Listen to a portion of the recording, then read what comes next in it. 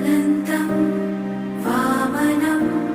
शौर्यं वैकुण्ठं पुरुषोत्तमं वासुदेवं ऋषिकेशं माधवं मधुसूदनं वराहं पुण्डरीकाक्षं नृसिंहं दैत्यसूदनं